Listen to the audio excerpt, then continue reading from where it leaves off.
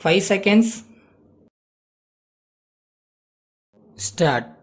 பேரன்பிற்கும் பெருமைக்கும் உரிய தொழிலாளர் தோழர்களே, இன்று நாட்டு மக்களை எதிர்நோக்கிக் கொண்டிருக்கிற பிரச்சனைகள் பல இருக்கின்றன. அந்த பிரச்சனைகளில் பிரதானமாக இருப்பது தொழிலாளர் பற்றியது.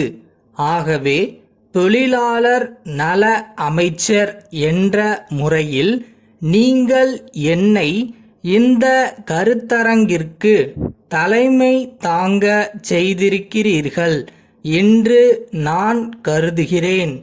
என்னை தலைமை தாங்கச் செய்து உங்களுடைய குறைகளையும் பிரச்சனைகளையும் நேரில் கேட்டறியும் வாய்ப்பளித்த உங்கள் அனைவருக்கும் என்னுடைய நன்றி கலந்த வணக்கத்தை தெரிவித்துக் கொள்கிறேன்.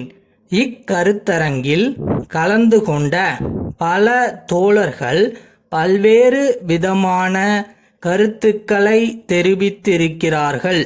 மொத்தத்தில் பார்த்தால் இங்கே குறிப்பாக கூறப்பட்டது போனஸ் பிரச்சனை என்று நான் கருதுகிறேன். ஒவ்வொரு ஆண்டும் தீபாவளி பண்டிகைக்கு முன்னால் பல்வேறு தொழிற்சாலைகளில் இந்த பிரச்சனை அவ்வப்போது வருகிறது. அது பற்றி தொழிலதிபர்களும் என்னை சந்தித்து பேசியிருக்கிறார்கள். பல்வேறு தொழிற்சங்க தலைவர்களும் தனித்தனியே என்னை சந்தித்து தங்களுடைய கருத்துக்களை எடுத்து கூறியிருக்கிறார்கள். எல்லோருடைய கருத்துக்களையும் கேட்டு முதலமைச்சர் அவர்கள் இதற்கான தீர்ப்பினை அளிக்கும் வரை தொழிலதிபர்கள் கொடுக்கவிருக்கும் தொகை பற்றி அறிவிக்கக்கூடாது என்ற அறிவிப்பு அரசின் சார்பிலே தெரிவிக்கப்பட்டிருக்கிறது என்பதை நான் இந்த நேரத்திலே தெரிவித்துக் கொள்ள கடமைப்பட்டிருக்கிறேன். இப்போது வந்திருக்கிற அவசர சட்டம் பற்றி என்னை விட இங்கே கருத்துக்களை வெளியிட்ட நண்பர்களுக்கு நன்றாக தெரியும் என்று நினைக்கிறேன். அண்மையில் கூட அவர்கள் டெல்லிக்கு சென்று வந்தார்கள். இப்படிப்பட்ட சட்டங்களை மத்திய அரசு போடுகிறது. நமது அரசின் கொள்கை என்ன என்பது பற்றி ஏற்கனவே எடுத்துச் சொல்லி மத்திய அரசும் அதை ஒப்புக்கொண்டிருக்கிறது என்ற நல்ல செய்தியை உங்களுக்கு தெரிவித்துக் கொள்வதிலே மகிழ்ச்சி அடைகிறேன். இந்த ஆண்டில் போனஸ் சம்பந்தமான கோரிக்கைகளை 2 மாதங்களுக்கு முன்பே தொழிற்சங்கங்கள் எழுப்பியும் ஆலை முதலாளிகள் பேச்சுவார்த்தைக்கு தயாராகவில்லை என்ற தன்மையை இங்கே சுட்டிக்காட்டினார்கள்.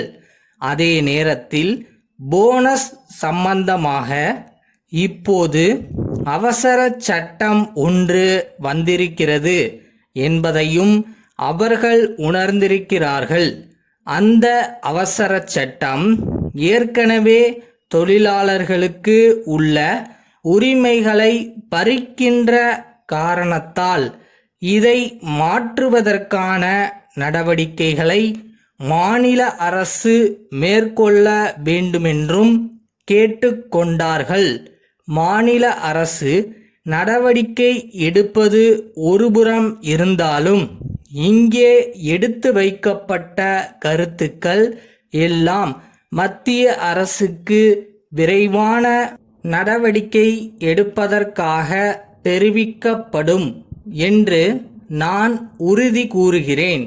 இப்பிரச்சனை சம்பந்தமாக ஒரு நல்ல முடிவினை அவர்கள் அறிவிப்பார்கள் என்று நம்புகிறேன். இப்போது இருக்கின்ற சூழ்நிலை முழுமையாக மாற்றப்பட்டுவிட்டால் அதற்கு ஏற்ற வகையில் மாநில அரசு விரைந்து நடவடிக்கைகளை மேற்கொள்ளும் என்று கூறி விடைபெறுகிறேன். வணக்கம். கன்னியாகுமரி கைவினைஞர் கூட்டுறவு சங்கத்தின் செயலர், மதுரை சுற்றுலாத்துறை உதவி இயக்குனருக்கு 7/6/87 எழுதிய கடிதம்.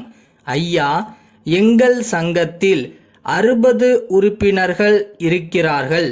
அத்தனை பேர்களும் கலையில் சிறந்த கைவினைஞர்கள். பனை பொருள்களாலும் கடல் சிப்பிகளாலும் பல்வேறு வகைப்பட்ட அலங்கார பொருட்களை அவர்கள் சிறந்த முறையில் தயாரிக்கிறார்கள். அப்பொருள்கள் நம் நாட்டு சுற்றுலா பயணிகளை மட்டுமல்லாமல் வெளிநாட்டு பயணிகளையும் பெரிதும் கவர்ந்துள்ளன. இந்திய நாட்டின் தென்கோடியில் கன்னியாகுமரி இருப்பதால் அப்பொருள்களின் கலை நுட்பத்தை பலர் தெரிந்து கொள்ளும் வாய்ப்பு இல்லை. அதனால் தமிழ்நாட்டின் மையமான மதுரையில் அப்பொருள்களை காட்சிக்கு வைத்தால் அதிகமாக விற்பனையாகுமென்று சங்க உறுப்பினர்கள் கருதுகிறார்கள். ஆகவே ஒரு சோதனை அடிப்படையில் தங்களுடைய அலுவலகத்தில் ஒரு சிறு பகுதியை 3 மாதங்களுக்கு ஒதுக்கித் தந்து ஆதரவு அளிக்க வேண்டுகிறேன். அதற்குரிய வாடகையை செலுத்தி விடுகிறேன். அலங்கார பொருள்களின் வண்ண புகைப்பட தொகுப்பினை இத்துடன் பார்வைக்காக இணைத்துள்ளேன்.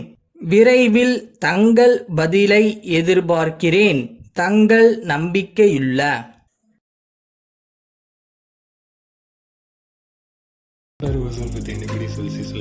நீங்க தனி, உங்களோட தனி பாதை. நீங்க நினைக்கிறத கண்டிப்பா போய் ரீச் பண்ணுவோன்ற நம்பிக்கையில போயிட்டே இருங்க.